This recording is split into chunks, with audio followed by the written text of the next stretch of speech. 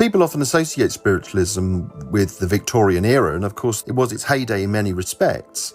But 20th century spiritualism is, to my mind, a more interesting phenomenon because it is particularly fueled by the grief, the mass grief of the lost generation of the First World War, and then in due course with loss and anxiety during the Second World War. My name is Malcolm Gaskill. I am Emeritus Professor of Early Modern History at the University of East Anglia, and I am the author of Hellish Nell, which is a book about spiritualist medium Helen Duncan. What really makes Helen Duncan special is that she's the last person who was convicted and imprisoned under the 1735 Witchcraft Act, not in 1735, but in 1944. So Helen Duncan has, I suppose you'd say, a very ordinary kind of background.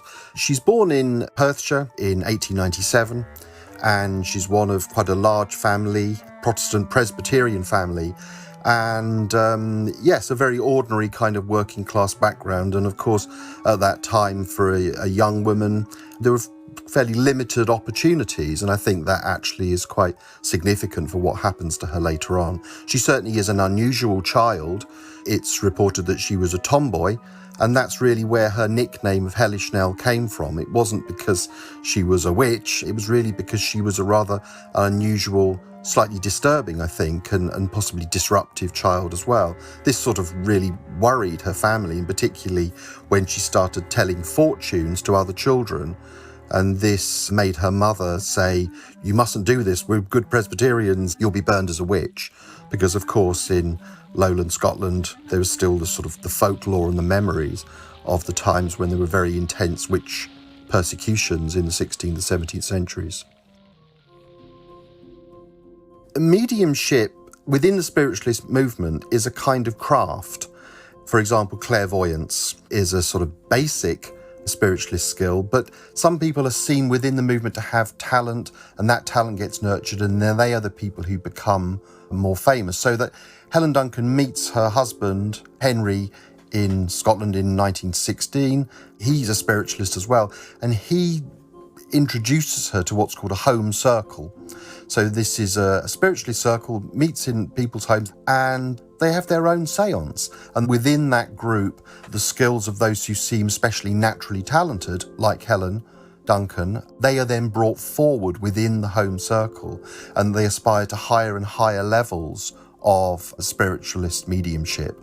And of course, Helen Duncan goes beyond that clairvoyance and goes into what's called physical mediumship. That's the ability to move things and to bring things from the spirit world, and in due course to conjure up the spirits of the dead.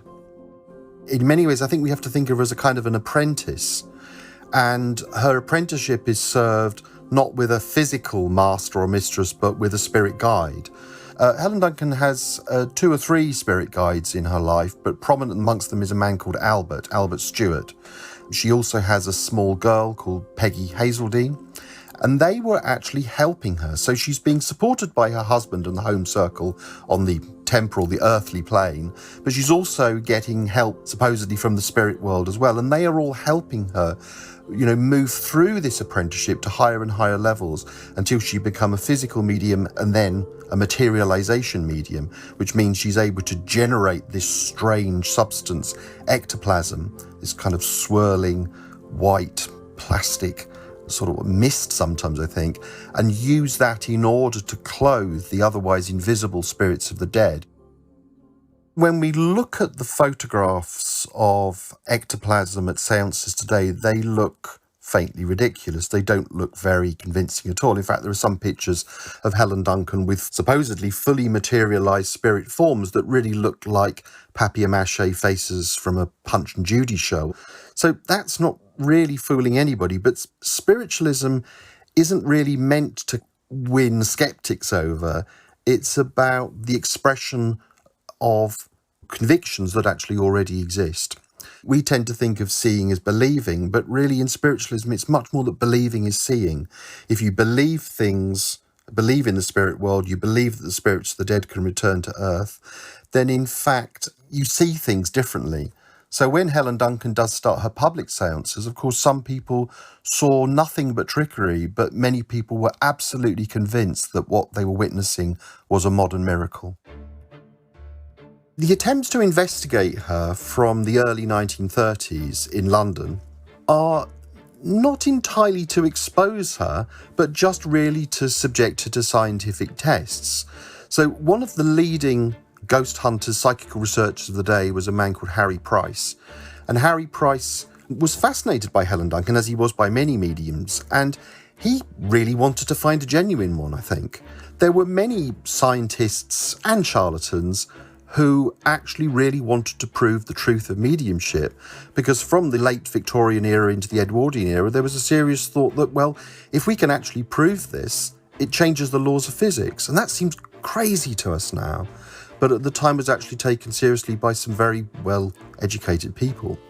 But Price became convinced that Helen Duncan was going into these seances where she appeared to have nothing on her, so there could be no trickery, by swallowing cheesecloth.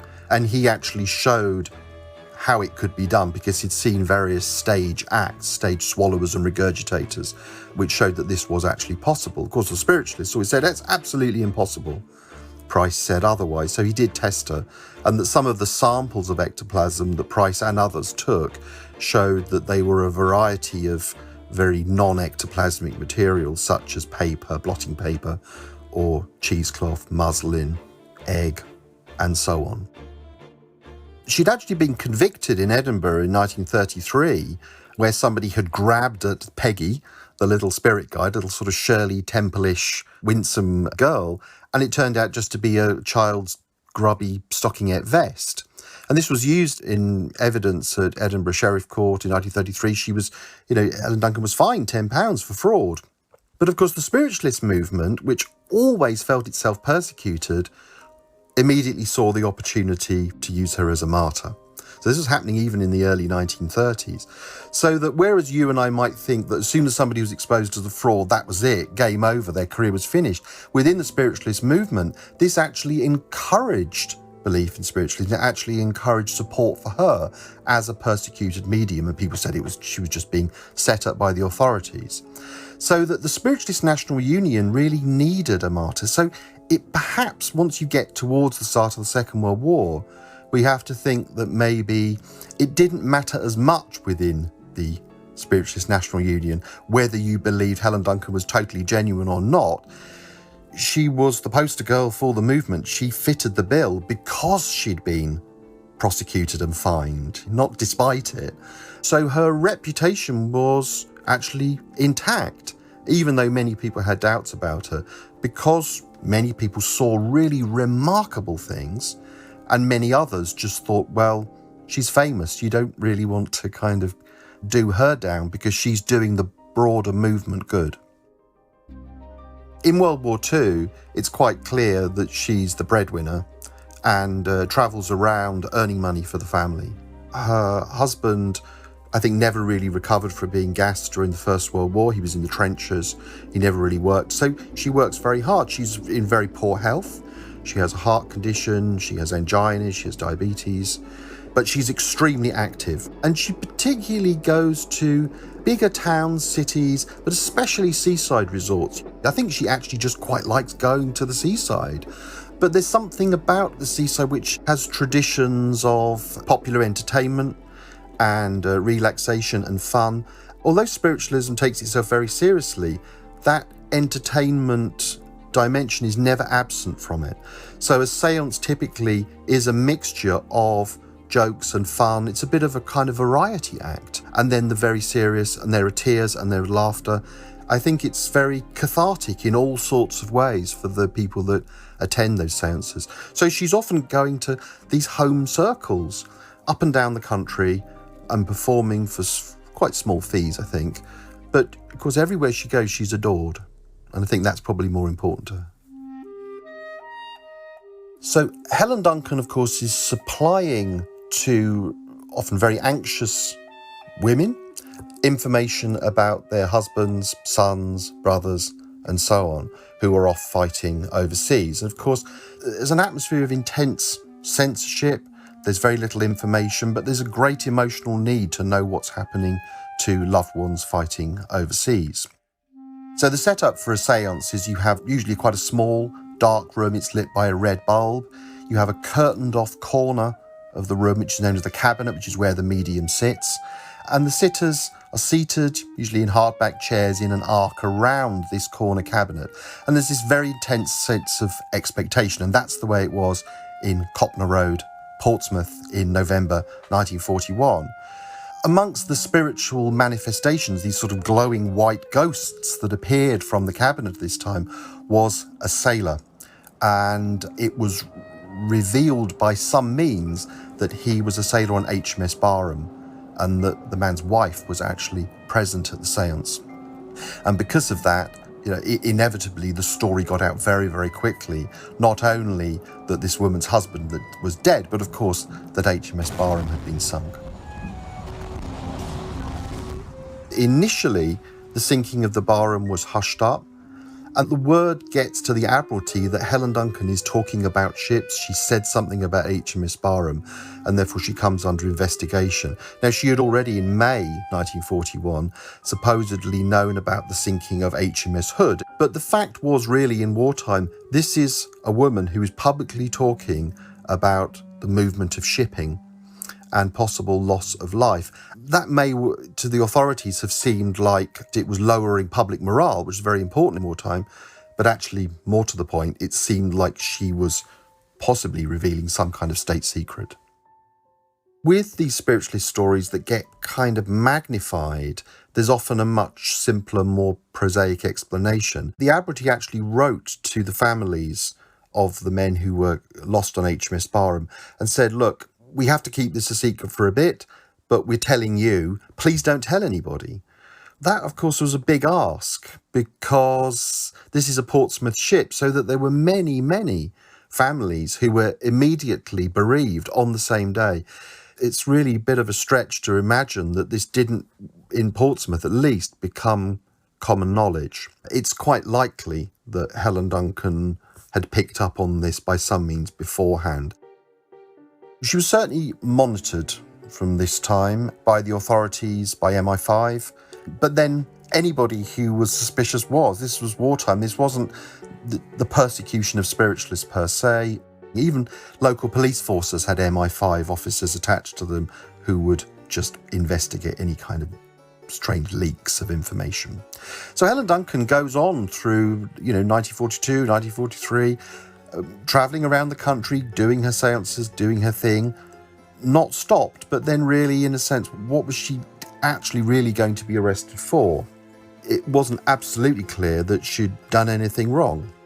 Certainly by the end of 1943, early 1944, I think that it was clear that you really wanted to clamp down on people who were talking about things that they shouldn't be talking about, particularly because, of course, the Allies were opening up the second front in Europe. This is the run-up to D-Day. So there is a naval officer in Portsmouth who is going to her seances and is very, very sceptical about what's happening. She's just somebody who should be shut up. And I think that when this is reported to the authorities, they agree. So this leads up to a seance in January 1944, where there's basically a police sting operation. The lights are put on. She's conjuring her usual ectoplasmic spirits. There is some cheesecloth or something. They try to grab it. They don't quite manage to get hold of it. But that doesn't really matter. They're going to really shut her down from this point. And that's what they do. So the Witchcraft Act is sometimes mentioned as an act that could be used against spiritualists, but more often mediums are prosecuted under the 1824 Vagrancy Act. And this was an act that was brought in the wake of the Napoleonic Wars to try to stop fortune tellers really fleecing the middle classes, the gullible middle classes, of their money. So it's quite useful to use against spiritualists because, of course, they can be prosecuted as fraudulent fortune tellers. But the Witchcraft Act is special because this allows such a faker like a fortune teller to be imprisoned. And of course, what they want to do is get Helen Duncan in prison. The Witchcraft Act, under which witches and inverted commas are tried in the 16th, 17th centuries, is repealed in 1735, 1736. But there's a new act introduced which makes it illegal to, as the act says, to pretend to conjure the spirits of the dead. Now, that doesn't quite have the meaning we would understand today. It doesn't sort of mean making up, it means trying, really. It means acting, effecting, conjuring the spirits of the dead. And that whether they're real or not is not an issue for the law. It's the attempt to try to do that in return for money was a criminal offence. A mixture of the Vagrancy Act and the Witchcraft Act means that she's absolutely nailed, and it really means that if convicted, as she is bound to be, she'll go to prison. And that means she's out of the way, not giving any more state secrets away before D-Day. The trial, which is mostly in the last week of March 1944, sees two barristers face each other. The prosecution barrister for the Crown is an MI5 officer, although that wasn't known at the time. And the defence barrister is a committed spiritualist, Charles Lowsby. Now, Lowsby thinks, wonderful, we can now prove with 45 witnesses, which is what he arranges, that we will prove Mrs. Duncan is a genuine medium. It will be great for the cause of spiritualism, and not just Helen Duncan will be exonerated, but so will all spiritualists in the country. Well, what he doesn't seem to understand is that what those defence witnesses do is they prove, beyond all doubt, that Mrs. Duncan has pretended to conjure the spirits of the dead. So actually the defence witnesses act as prosecution witnesses. So she really, with so many defence witnesses, ironically, she couldn't possibly be anything other than convicted. And so, under the terms of the law, she is convicted, not of witchcraft, but of fraud under the Witchcraft Act, which is a crucial distinction that the judge insists on, and she's sentenced to 9 months in Holloway Prison in London. Well, the press absolutely love it. And of course, the judge very sort of sonorously and seriously tells the gentlemen of the press that this is not a witch trial and it should not be reported as such. But of course, the headlines are all witch trial, witch trial. But inevitably, that's what you get when you use the Witchcraft Act. So there is quite a lot of outcry about this. There are people who, even non-spiritualists, who write to the Home Secretary and say, you know, we're fighting a war against the Nazis here. We're behaving like a police state. And I think this does actually have an effect in the long run. You know, there's a tremendous amount of fascination with the case as well. So people are very war weary. The war's been going, 4.5 years, and it's a cause célèbre. So she goes off to prison, but of course the movement is galvanised, I think, in her defence. Even those who possibly thought she maybe wasn't genuine at all or genuine all the time, but certainly she is seen as a martyr within the spiritualist movement. There is a story that she was broken by prison life. I think it was actually quite traumatic for all sorts of prisoners because, of course, this was during the V2 rocket campaign. The cells were left unlocked in case prisoners had to get out. I mean, the prison wasn't unlocked, but the cells were. So it was quite psychologically traumatic. But actually her health, the evidence is that her health improved dramatically. Her insulin was administered regularly and so on. In some ways, it was quite good for her physically. But the feeling was that she would never work again and she was completely emotionally broken. But that simply isn't true. I mean, she was working very, very quickly after she came out of prison and travelling around the country. But by this point, the reaction to the quality of her mediumship was very mixed indeed. And there were some spiritualists who invited her to give seances, and they were so appalled by how chaotic and how unconvincing these supposed materializations were, that they started writing to the Psychic News and the other newspapers and saying she's past her best. They were fully accepting that maybe once she was a fantastic materialization medium, but now she had to fake it because she'd lost her powers. But she goes on performing exactly the same kind of seances right up to 1956, where once again she is arrested at a seance. It's very much like a rerun of what happens in Portsmouth in 1944. They don't on this occasion prosecute her because she's actually far too ill, but they definitely did think about prosecuting her. And she returns to Edinburgh and she dies in her bed in December that year. What Helen Duncan's trial and conviction did is it really put the Witchcraft Act and the Vagrancy Act out there into the spotlight and really put into question, should we be using this, and I use it in inverted commas, medieval legislation, which is the way it was quite often described, even though it wasn't technically medieval. It did actually start to have an effect, and there were campaigners who were not spiritualists who thought that really that in post-war Britain we shouldn't really be using this kinds of legislation to oppress people, and we should actually allow people to follow the religion that they want to follow. And that this really does have an effect. Around 1950, there is a campaign within Parliament to repeal the Witchcraft Act. And by 1951, this is successful. From that point, mediums are not completely free, but they're a lot freer than they used to be. And there isn't this fear hanging over them that they could one day be prosecuted under the Witchcraft Act and thrown into jail, as it happened to Helen Duncan. And Helen Duncan's case is mentioned in Parliament. It is something which is a reference point for this repeal, and to that extent, I think her conviction for the spiritualist movement wasn't in vain. I think one of the things about spiritualism is that it's a bottom-up movement. It's not a top-down movement, although it attracts upper middle class adherents who in some contexts try to turn seances into sort of hierarchical class-based events. But essentially it is a homegrown movement. You find it growing within the sort of particularly the skilled working classes in industrial cities from the late 19th into the 20th centuries. And to that extent, it does have associations with women's suffrage. It does have associations and implications for the labour movement.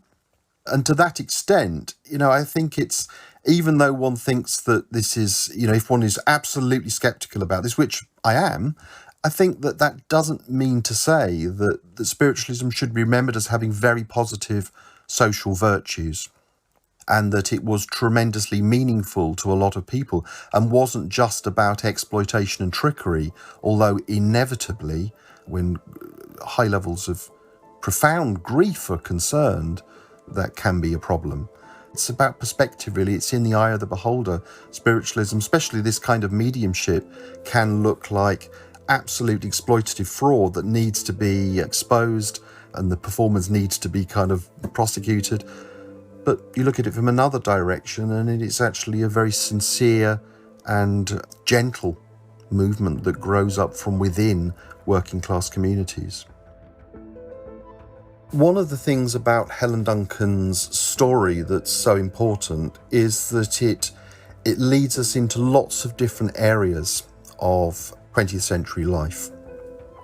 So it tells us an awful lot about religion, it tells us about class, it tells us about entertainment, it tells us about emotions, particularly emotions associated with wartime. It tells us about hope in the period after the First World War, and it tells us about the law and the way that the assumptions of the law can be challenged by a cause célèbre like this and changed. I mean, Helen Duncan isn't a sort of a great figure in the canon of great figures of a certain kind of top-down history, but I think she's still a really remarkable figure whose life leads us into all sorts of interesting highways and byways of really what made the 20th century what it was in its essence and also in its transformations.